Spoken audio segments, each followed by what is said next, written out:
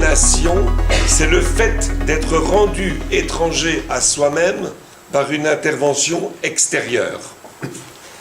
L'aliénation, Hegel, le philosophe, la renvoie à un concept à deux dimensions. Pour lui, l'aliénation est un facteur évolutif, puisqu'il intègre d'une part la remise en cause, et dans un deuxième temps, l'acceptation d'un changement. Dans le mot aliénation, il y a la dépossession de soi. La première personne qui ait utilisé le mot aliénation, eh bien, c'est Rousseau.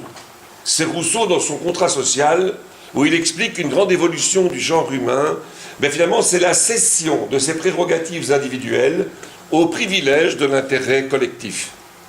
Karl Marx évoque lui aussi l'aliénation en parlant, lui, eh bien, du travailleur qui est aliéné à une tâche dont il ne percevra pas ni les dividendes ni la finalité.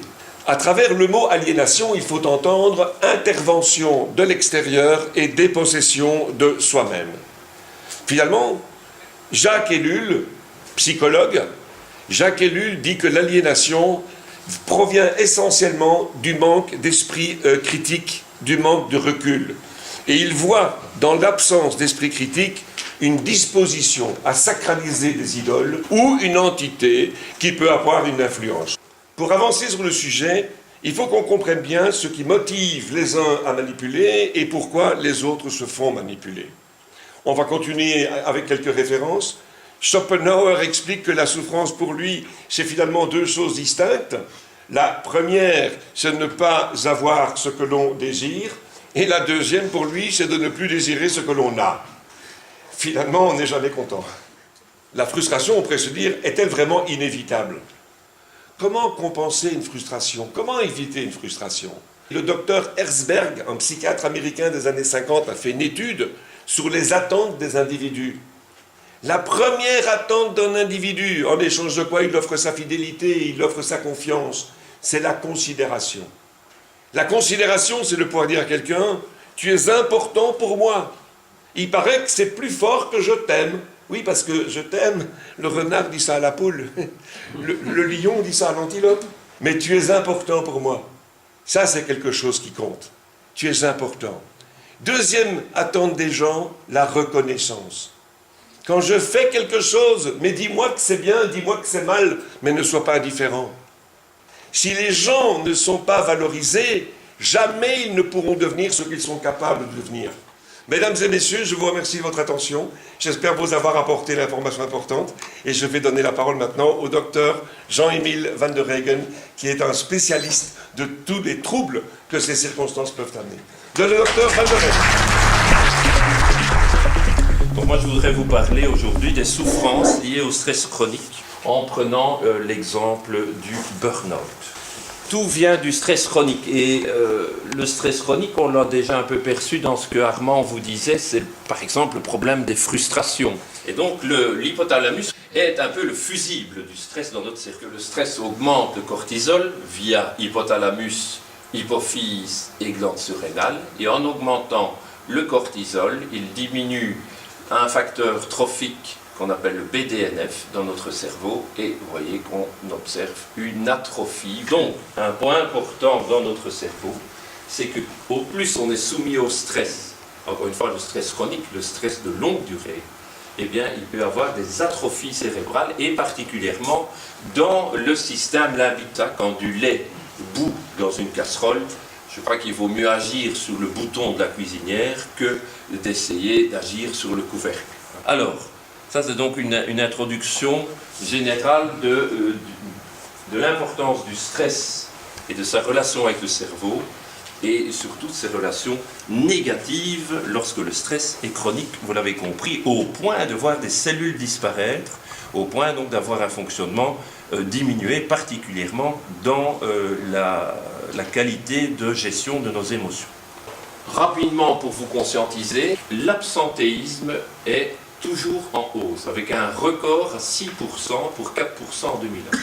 Ça veut dire que chaque jour, il y a 6% des personnes qui travaillent en Belgique qui ne vont pas travailler. C'est qu'on est en 2013 et qu'au moins depuis les années 60, On prend des mesures à tous les niveaux, que ce soit la médecine du travail, la vie en général. On essaye d'éviter les accidents de voiture, des accidents de travail.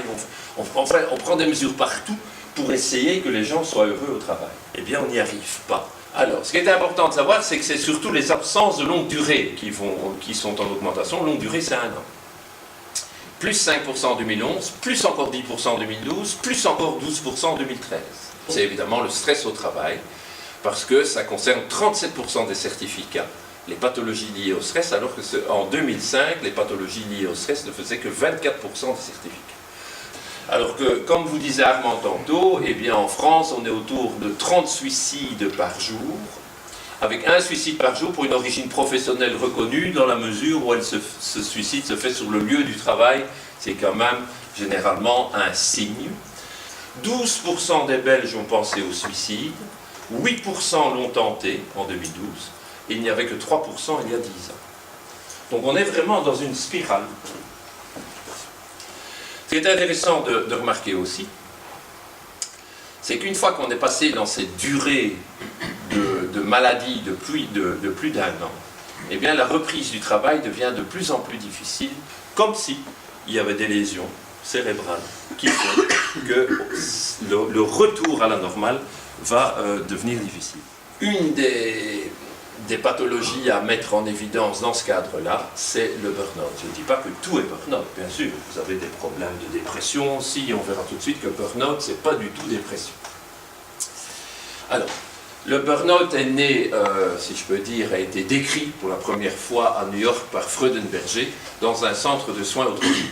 Pourquoi? Parce que le burn-out a d'abord été décrit comme étant ou touchant des gens qui s'investissaient de manière excessive dans leurs relations professionnelles. Eh bien, donc Freudenberger avait remarqué que dans son centre de soins, beaucoup de membres de son personnel tombaient en burn-out. Les gens étaient épuisés, n'en pouvaient plus et ne reprenaient plus le travail. Et donc c'est lui qui a dit burn-out. Le mot burn-out pour cette consommation intérieure de ses réserves, si vous voulez. C'est un peu ça. On y reviendra tout de suite. Alors c'est Christina Maslach qui en 1982 en Californie a précisé la pathologie en publiant même une échelle pour aider au diagnostic qui est la Maslach Burnout Inventory. Maintenant, précisons encore plus ce qu'est ce burn-out. Donc le burn-out, eh bien c'est un épuisement, mais ce n'est pas n'importe quel épuisement, c'est un épuisement émotionnel. Parce que vous allez trouver des gens qui sont en plein burn-out, mais qui vont faire leur jogging. C'est un épuisement émotionnel lié à un stress chronique, soit par excès prolongé d'activité. La deuxième, c'est le surprésentéisme qu'on appelle d'ailleurs le burn-in, qui est le stade, si vous voulez, avant le burn-out. C'est les gens qui vont travailler alors qu'ils sont malades. Et là, la personne, elle est tout doucement en train de se consommer, elle est en train de consommer toutes ses réserves. Et un jour, elle va tomber en burn-out. La dernière forme de burn-out, si je peux dire ici, qui est le burn-out par la contrainte, par le harcèlement entre collègues ou entre le directeur et l'employé, mais aussi à la maison avec un conjoint avec qui on a des difficultés, et on en arrive à la perte de sensation de bien-être et de l'expression des émotions. Le deuxième point important du diagnostic, c'est le cynisme. C'est la déshumanisation des relations. C'est-à-dire que quelqu'un de pourtant bien investi, de disponible, de gentil dans son travail, tout à coup évolue vers des paroles cassantes, non respectueuses, devient brutal dans sa façon de faire, perd un petit peu justement déjà de sa qualité émotionnelle dans sa relation avec les autres. Et le troisième point pour avoir un burn-out, c'est une perte de l'accomplissement personnel.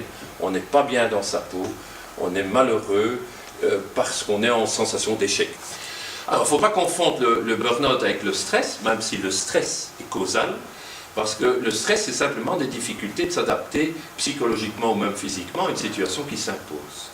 La dépression, ça vous savez, c'est la perte d'élan vital. Dans le burn-out, la personne a encore pris au matin sa voiture pour aller travailler, donc elle avait envie d'aller travailler, mais il y a quelque chose qui lui est tombé dessus, et ça n'a plus été possible. C'est surtout un ressort qui casse, et qui va casser pour longtemps, le temps de le réparer. C'est une perte de résilience. Le mot résilience, bien connu, est cher à notre ami Cyrulnik de Toulon. Il faut le prendre vite en charge. Donc, si on traîne, on enquiste la situation et on risque de ne jamais en sortir. Et pendant ce temps-là, le cerveau trinque, et on perd, et on perd, et on perd des capacités. Et vous savez qu'il y a une dernière forme de burn-out, qui est plus rare, qui est la forme liée à l'ennui, à l'abandon, les gens qu'on met sur une voie de garage et qu'on appelle d'ailleurs le bore-out. Alors qu'est-ce qui peut favoriser un burn-out? Ben, les métiers à forte composante relationnelle. Le burn-out ne touche pas tout le monde. Le burn-out va surtout toucher des métiers à composante relationnelle. Les caissières, les téléphonistes, les gens qui ont des rapports avec les autres. Ça se voit surtout dans les fusions d'entreprises. Employeur peu scrupuleux, qui n'a pas peur, je dirais, de donner des travaux inintéressants à une personne. Les fins de carrière.